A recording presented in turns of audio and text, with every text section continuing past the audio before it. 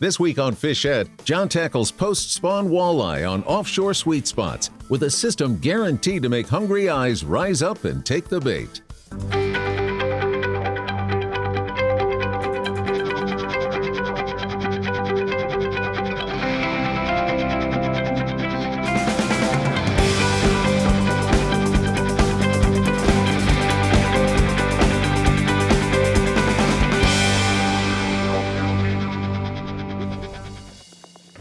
There he is.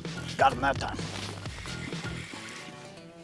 Saw that fish on the graph. I mean, there was just no doubt in my mind I was going to catch that fish, and he hit it once and didn't stay with it.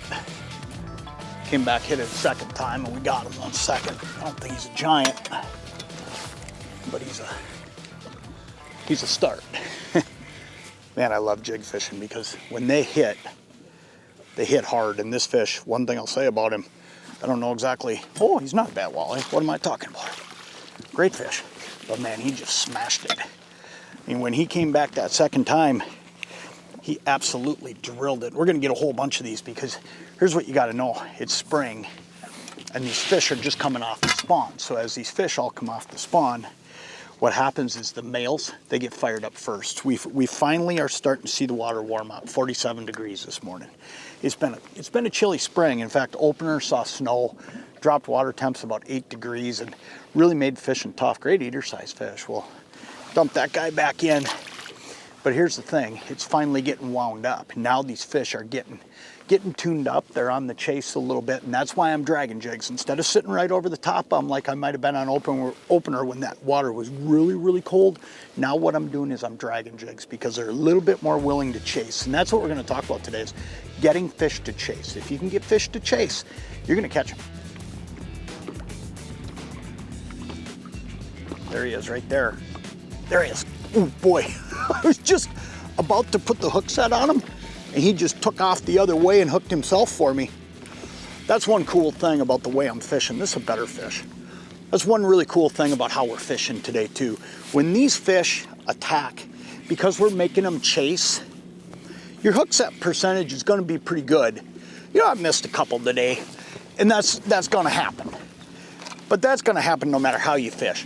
But when you get fish to chase, getting them to chase can make a huge difference, and you can see what's happening here. This is a good fish.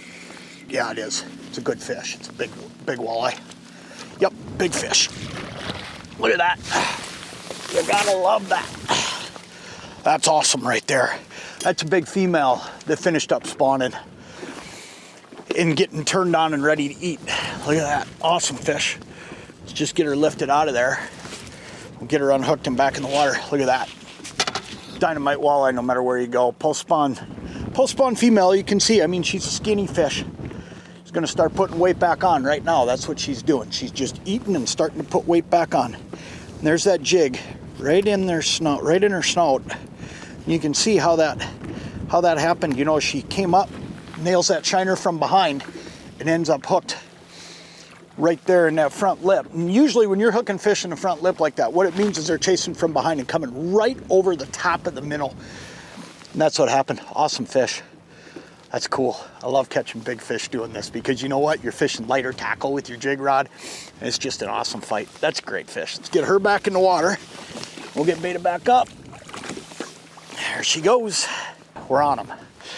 We're on them good.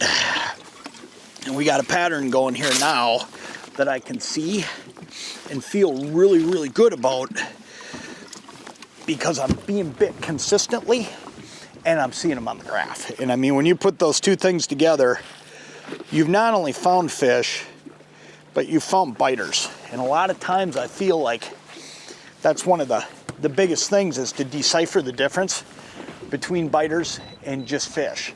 And these fish, because of where we're set up, how we're doing this, they're biters. So, you know, how can I tell?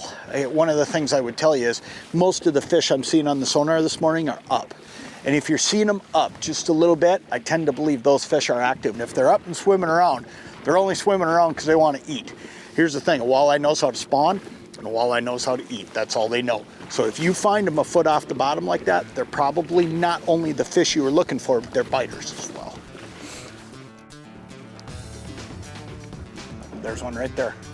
Look at that, you can see him just grab it and kind of what I'll do there, just play a little bit of a tug of war with him. I don't release line. If you release line, what happens a lot of times is they'll spit it out, okay? And the other thing I'm doing is I'm keeping tension on him because what I'm trying to do there is make that fish eat his way up the middle, okay? And if he feels like that shiner's trying to get away or that he might get away, he's gonna stay on it and he's gonna keep eating on it all the way up and get to your hook. There she is. Oh yeah, it's a bigger fish than I thought. Look at that. Big fish, another big female. Whew. This one's a giant actually. Bigger than I thought. I'll bet you it's 27. Come here, big girl. We'll get you out of there, show you off for a second. We'll get you back in the water. Look at that. That is awesome. Just a ball to do this. Let me tell you a little bit about the spotted fish and what makes it special. This is an offshore structure that what'll happen is once the spawn is over, these fish will wheel out onto this kind of stuff. Look at that. Great fish. Get her back in the water. And this is where all of a sudden you'll start finding female fish like that because they bail out. Very seldom will those female fish do a lot of eating on the spawning area. They bail out for the most part and they start eating when they get to that first set of structures. So what happens is not only do you got some males here, you've got some females here as well. And that makes it all the more fun because you're catching this variety of fish. You're getting big fish, you're getting small fish. The whole package is right here. And man, it's cool. It's just a lot of fun. There's one. Got him. Stay buttoned up, buddy. Feels like a pretty good fish, too.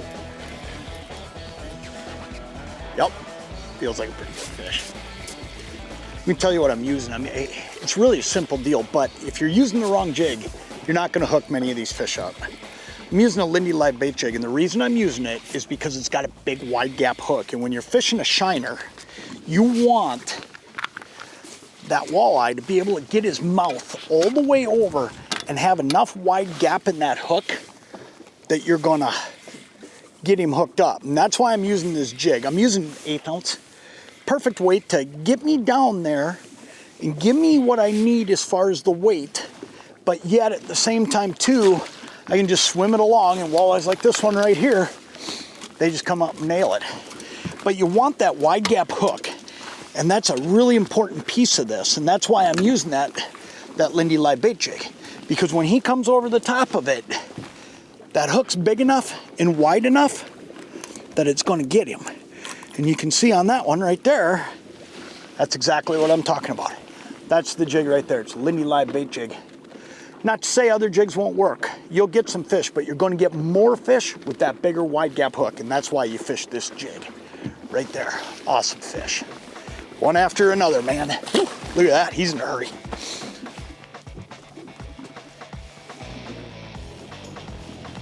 Here we go.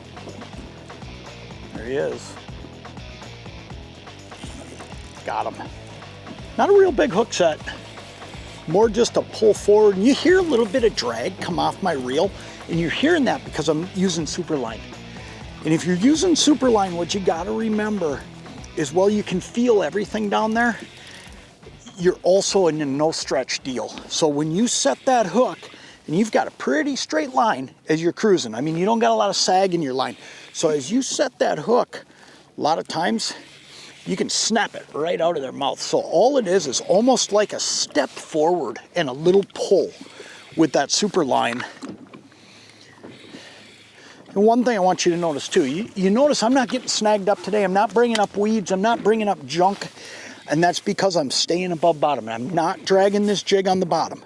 If you drag the jig on the bottom, you're not going to catch as many fish, number one. And number two, you're going to snag up more often. You're going to pick up more weeds. You're going to, it's just not going to be as clean a fishing. Another great eye.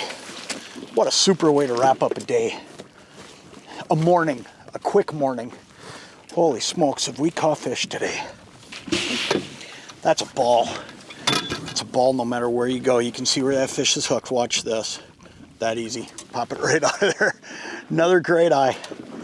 Get out and do some of this. It is some of the simplest fishing you can ever do. You can take the kids out and do it. You can take the buddies out and do it. I brought a couple friends of mine out here last year and we did this, and they were just amazed at what you could do just dragging a jig around. It's awesome. It's fun fishing right there. Pick up some Lindy live bait jigs. They'll do the trick for you. Pick up a bag of shiners and get out on the water. That's awesome.